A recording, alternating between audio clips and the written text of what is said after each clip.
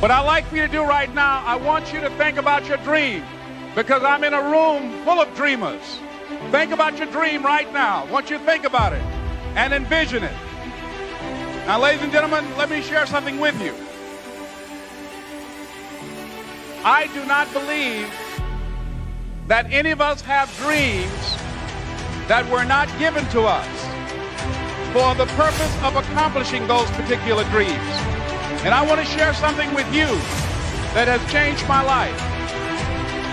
I started out, as was indicated by Jack, very humble beginnings.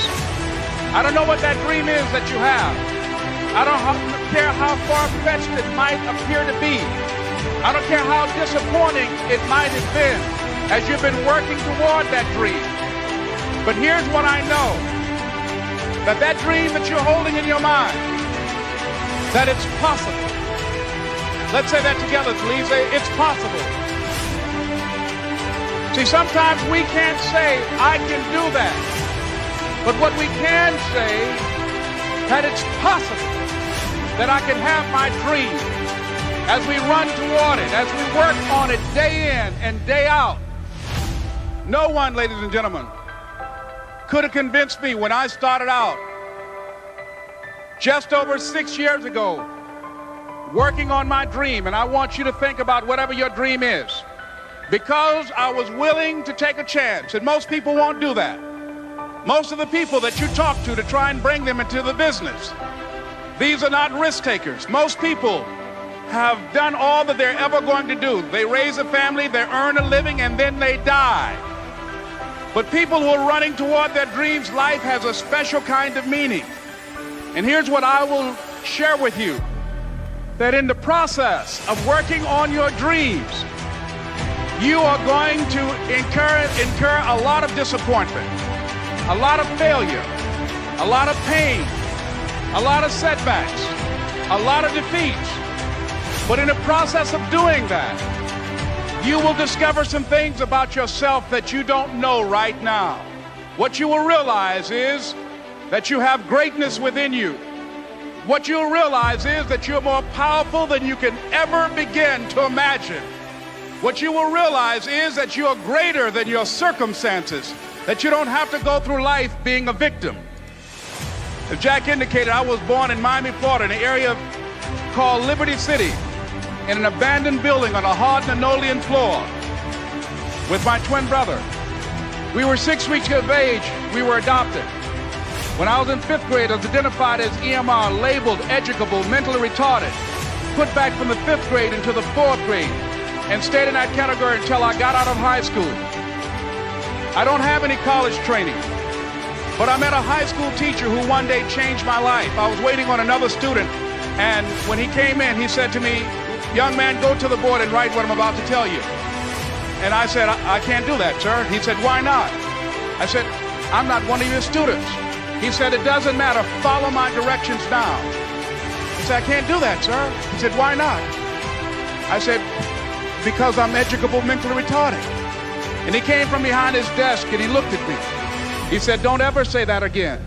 Someone's opinion of you does not have to become your reality."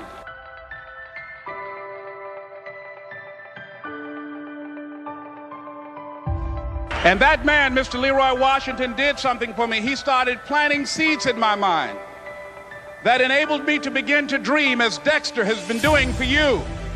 And ladies and gentlemen, I started working on my dream. And most people don't work on their dreams. Why?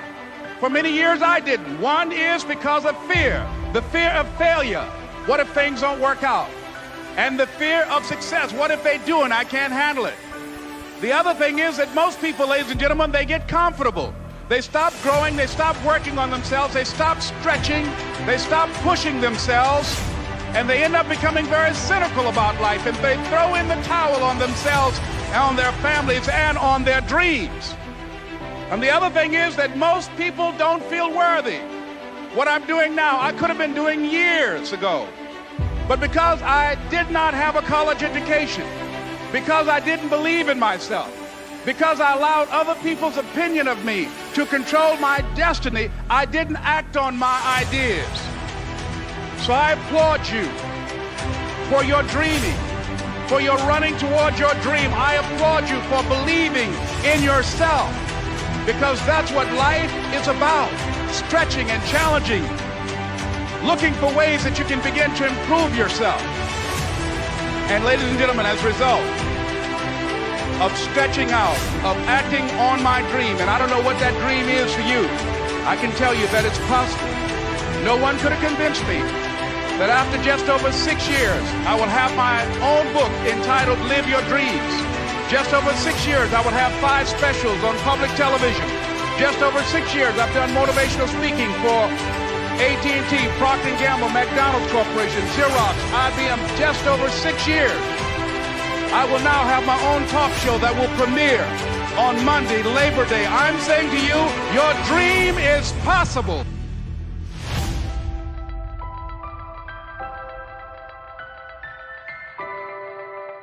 Your dream is possible.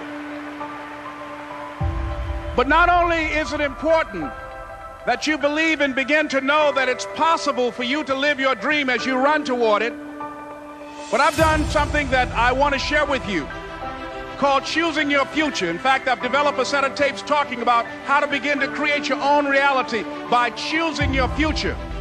And not only is it important for you to know it's possible for you to choose your future, but it's necessary that you work on yourself, that you develop yourself. It's necessary that you get the energy drainers out of your life, people who don't want anything, people who are not striving, people who are not challenging themselves, people who aren't growing, people who have stopped dreaming. It's necessary that you align yourself with people and attract people into your business who are hungry, people who are unstoppable and unreasonable, people who are refusing to leave life just as it is and who want more.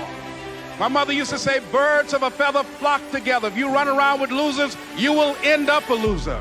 It's necessary that you get the losers out of your life if you want to live your dream.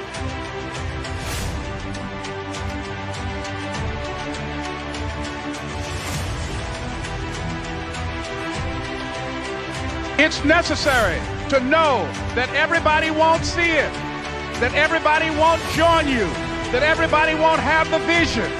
It's necessary to know that a lot of people like to complain, but they don't want to do anything about their situation. That you are an uncommon breed. You have to know within yourself that I can do this. Even if no one else sees it for me, I must see it for myself. That's necessary. It's also, ladies and gentlemen, necessary that you be creative when you're working on your ideas. That you understand the importance of changing up, of readjusting your strategies. Many times we can have a great idea, but if you're not advancing it in the right way and things don't happen, you become discouraged and think the idea doesn't work. No, that's not true. It's necessary that we become creative. I remember when I was in New York walking down the street, and a guy approached me and said, "Hey, mister, can I shine your shoes?" And I said, "No, I'm in a hurry. I don't have time." I kept walking. Someone else said, "Hey, man, your shoes look clutty. May I shine your shoes?" I said, "No, I don't have time. I'm sorry, I'm busy." And I was walking fast, and many people solicited me for my business. And then finally, a young man stepped in front of me, and he said, "Excuse me." And he started counting, 97, 98, 99, 100. He said, "Sir?" I said, "Yes." He said, "Come here, please." I said, "What is it?" He said, "Today is my birthday. And every year, just to thank God for another year of life, the 100th person who passes my shoe shine stand, I offer them a free shoe shine. Would you give me the honors?" I said, "Why, sure." I got up on the shoe shine stand, George, and I sat there and he shined my shoes diligently. And when I got down, I looked at them, they were sparkling. And I was walking away and I said, "Thank you." And I stopped, I said, "Excuse me, but how much do you usually charge?" He said, "Only $2. I said, "I tell you what, today's your birthday. Here's $5, keep the change." He said, "Thank you." As I was walking away, looking in the opposite direction at other people coming, he started counting again. 97, 98, 99, 100.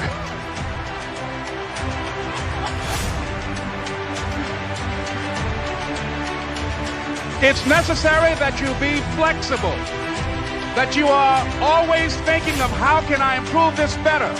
This is a customer-driven economy. It's necessary for you to always explore various ways in which you can improve the quality of service that you're providing for the people in your organization. I remember something a major company had talked about, the extra value service they were providing for their customers. And the lady who had the news conference summarized it this way. She said, it's not our intention to satisfy our customers or to please our customers. Our intention is to amaze them. It's necessary, if you're going to compete today, that you look for ways to amaze your customers by being one of those individuals that keep your commitments, that keep your word, that's relentless. It's necessary as you work with the people that you bring into your organization, that they see that you are a good example of a person to work with because you model integrity and determination and ambition and truth and honesty and the way in which you conduct business. The next step is, that is you. That is you. That no one can do it for you but you. And even though you face disappointments, even though you will experience some setbacks, it goes with the territory. You must understand that. I remember I was playing a game with my 9-year-old son, John Leslie, and I beat him 10 straight games in a game called Connect 4. And finally, I said, John Leslie, I'm bored. I don't want to play you anymore. And I got up. I said, I'm ready to go to sleep now. And repeat after me, please. Let's say this together. It's not over until I win. John Leslie said, no, you can't go now, Dad. I said, why? He said, it's not over until I win. That was his attitude. We sat down and we played several other games. And finally, after the 11th game, John Leslie won, and he got up and he yawned. And he said, I'm ready to go to sleep now. And I'm saying to you, what if all of us took that attitude after we face a rejection and a no, or we have a meeting and no one shows up, or somebody say, you can count on me, and they don't come through?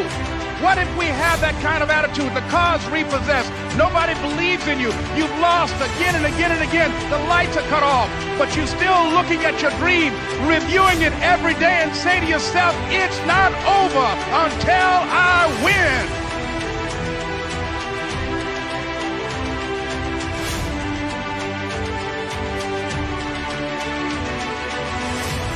Life will yield to you. Now here's the next step. Repeat after me, please. It's possible. I can live my dream. It's necessary.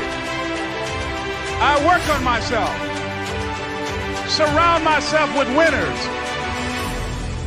Become creative. It's me. I've got to make it happen. It's not over until I win.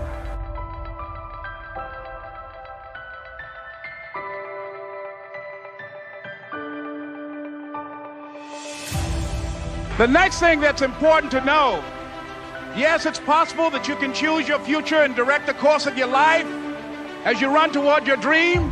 It's necessary that you have goals, that you write those goals down, that you plan, that you think constantly of how you can begin to improve what it is that you're doing. If it's your presentations, if it's your recruiting skills, whatever that is, it's also necessary that you look for ways to always find a way to pull it out when everybody else thinks that you are defeated. That you've got to take personal responsibility to know that in order to become successful, you've got to make it your personal business to do it. But the next thing, ladies and gentlemen, I want to share with you that some of you already know that it's hard. It's not easy. It's hard changing your life. It was hard when just over 3 years ago, in the Penobscot building in Detroit, Michigan, where I was operating my business, and I fell on some hard times, and I was sleeping in my office. It was hard coming into the lobby, and the security said, excuse me, Mr. Brown, can we see you for a moment? And I said, yes, and I walked up to the counter, and he gave me an envelope. And he said, would you mind reading it here? And I opened the envelope, and the envelope was from management that said, this is an office tower. It's not a hotel. Please do not sleep in your office.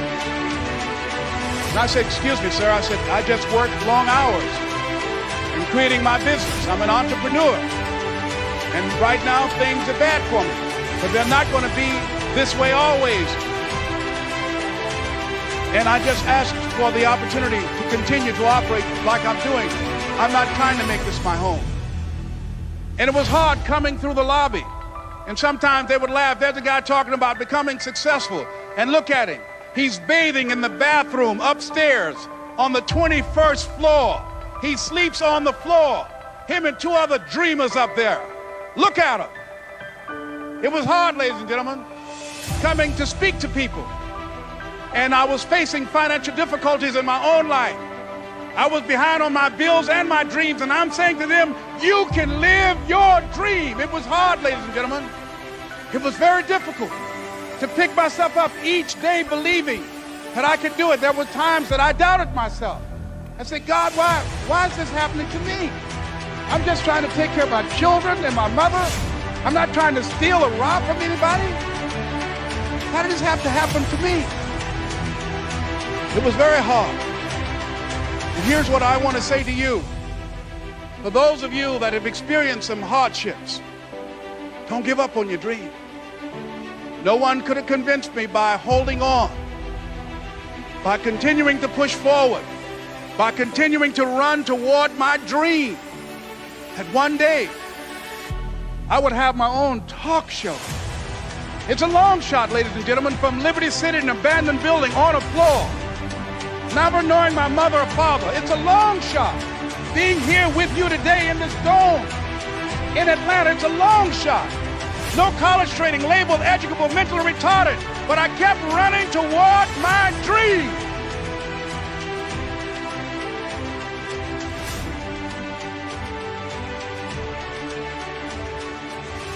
Don't stop running toward your dream.